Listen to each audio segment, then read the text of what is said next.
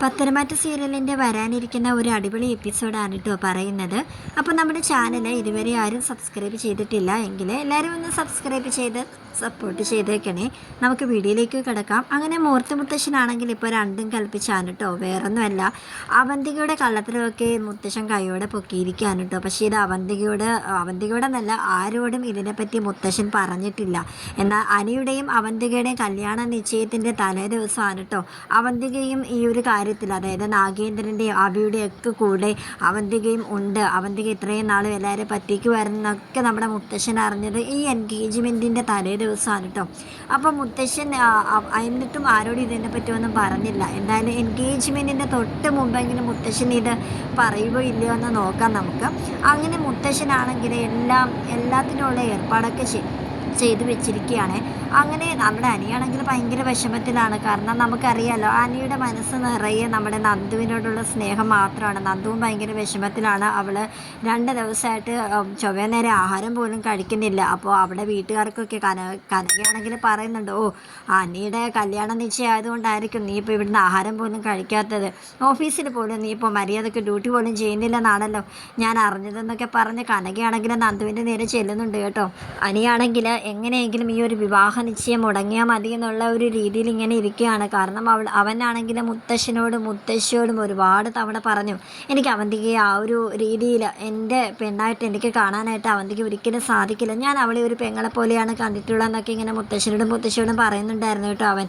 പക്ഷേ അവരാണെങ്കിൽ എടാ ഒന്നുമില്ലെങ്കിലും അവളെ നിൻ്റെ മുറപ്പെട്ട് തന്നെയാടാ, എന്തായാലും അനാമികയായിട്ടുള്ള ഡിവോഴ്സിൻ്റെ വക്കിലെത്തി നിൽക്കുകയല്ലേ, അപ്പോൾ നീ അവന്തികയായിട്ടുള്ള വിവാഹം എന്തുകൊണ്ട് നടക്കണമെന്നൊക്കെ പറഞ്ഞിട്ടാണ് കേട്ടോ മുത്തശ്ശൻ നമ്മുടെ അനിയെ ഇതിലേക്ക് പിടിച്ച് വലിച്ചത്.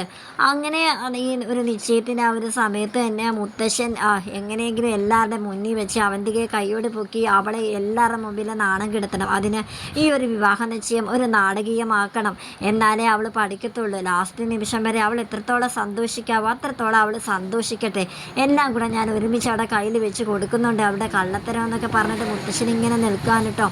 ഈ ഒരു വിവാഹ നിശ്ചയത്തിലേക്ക് നമ്മുടെ ആദർശിനെയും നയനേനെയും ഒന്നും വിളിച്ചില്ല കേട്ടോ. അതിന് എനിക്കൊരു പരിഭവം കൂടി ഉണ്ടായിരുന്നു. എന്തായാലും എൻ്റെ സമ്മതം കൂടാതെ എന്തായാലും മുത്തശ്ശൻ ഈ വിവാഹ നിശ്ചയം നടത്തുന്നു. എന്നാൽ ആദർശേട്ടനെയും നയനേച്ചിനെയെങ്കിലും ഈ വിവാഹ നിശ്ചയത്തിന് വിളിച്ചുകൂടെ, അതിനെങ്കിലും മുത്തശ്ശൻ ഞാൻ പറയുന്നു കേൾക്കാമോ എന്നൊക്കെ അനി മുത്തശ്ശനോട് പറഞ്ഞായിരുന്നു കേട്ടോ. മുത്തശ്ശനാണെങ്കിൽ ഭയങ്കര കടുമാശ ഉള്ളതുപോലെ ഇല്ല, ആരെയും വിളിക്കുന്നില്ല, നമ്മുടെ ഈ അനന്തപുരി തറവാട്ടിൽ ഇപ്പോൾ നിലവിലുള്ള ആൾക്കാരെ മാത്രം മതി, നമ്മുടെ വീട്ടുകാരെ മാത്രം അറിഞ്ഞാൽ മതി എന്നൊക്കെ പറഞ്ഞിട്ടാണ് കേട്ടോ. എന്നാൽ പുറത്തുനിന്ന് ആരും തന്നെ മുത്തശ്ശൻ ക്ഷണിച്ചതുമില്ല. അതിന് നമ്മുടെ ജലജയ്ക്ക് കുറച്ച് പരിഭവം ഉണ്ട് കേട്ടോ. എൻ്റെ മോളുടെ വിവാഹ നിശ്ചയം ഇങ്ങനെയാണോ നടത്തേണ്ടത് എന്നൊക്കെ പറഞ്ഞു. അല്ലെങ്കിൽ നിങ്ങൾ എന്നെ സ്വന്തം മകളായിട്ടൊന്നും അല്ലല്ലോ കാണുന്നത്, എനിക്കറിയാം എന്നെ എടുത്തു വളർത്തിയതല്ലേ എന്നൊക്കെ പറഞ്ഞ് നമ്മുടെ ജലജ പരിഭവം പറഞ്ഞു കേട്ടോ മുത്തശ്ശനോട്. നീ എന്ത് വേണമെങ്കിലും വിചാരിച്ചു, എന്തായാലും കല്യാണം നല്ല രീതിയിൽ നടത്താമെന്നൊക്കെയാണ് കേട്ടോ മുത്തശ്ശൻ ജലജയോട് പറഞ്ഞിരുന്നത്. അങ്ങനെ ആ ഒരു എൻഗേജ്മെൻറ്റ് ദിവസം അങ്ങനെ വന്ന് നിൽക്കുക കേട്ടോ. അങ്ങനെ മോതിരം നമ്മുടെ ജാനകിയുടെ കയ്യിലിരിക്കുകയാണ്. അനിയും അവന്തികയ്ക്കും പരസ്പരം അങ്ങോട്ടും ഇങ്ങോട്ടും മാറാനുള്ള മോതിരമൊക്കെ നമ്മുടെ ജാനകിയുടെ കയ്യിലുണ്ട് കേട്ടോ. അതിനിടയിൽ നമ്മുടെ മുത്തശ്ശൻ പറയുന്നുണ്ട്, ചടങ്ങുകൾ ആരംഭിക്കാൻ പോവുകയാണ്, അതിനെക്കാട്ട് മുന്നേ എനിക്ക് ഒരു കാര്യം പറയാനുണ്ടെന്ന് പറയാൻ കേട്ടോ. അങ്ങനെ അവന്തികയും നമ്മുടെ ജാനകിയും ജലജിയും അനിയും എല്ലാവരും മുത്തശ്ശൻ എന്താണ് ഈ പറയാൻ വരുന്നതെന്ന് കേൾക്കാനായിട്ട് ഇങ്ങനെ നിൽക്കാൻ കേട്ടോ. എനിക്ക് ഒരാളെ ഇങ്ങോട്ടേക്ക് വിളിക്കേണ്ടതായിട്ടുണ്ട്, അത് ഞാൻ വിളിച്ചാൽ അദ്ദേഹം ഇങ്ങോട്ട് വരണമെന്നില്ല, അത് വിളിക്കേണ്ട ആൾ തന്നെ വിളിക്കണമെന്ന് പറയാൻ കേട്ടോ.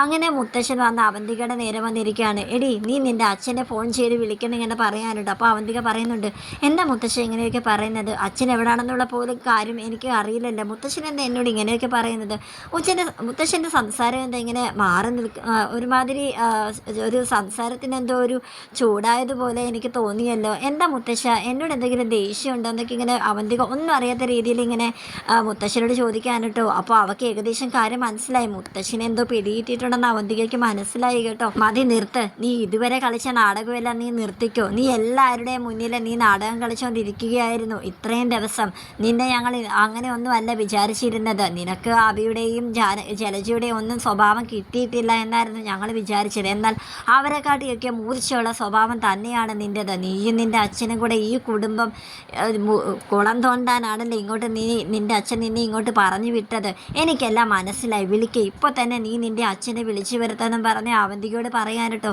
അങ്ങനെ അവന്തിക ഫോൺ എടുത്ത് നാഗേന്ദ്രനെ വിളിക്കുകയാണ്. അച്ഛാ, എനിക്ക് അച്ഛനൊന്ന് പെട്ടെന്ന് അനന്തപുരി തറവാട്ടിലേക്ക് വരണമെന്ന് ഇങ്ങനെ പറയാൻ കേട്ടോ. അപ്പോൾ ഉടനെ തന്നെ നാഗേന്ദ്രൻ ചോദിക്കുന്നുണ്ട്, എന്താ മോളെ വിവാഹ നിശ്ചയമൊക്കെ എങ്ങനെ ഉണ്ടായിരുന്നു? അല്ല, ചടങ്ങ് തുടങ്ങാനാവുന്നേലേ ഉള്ളൂ.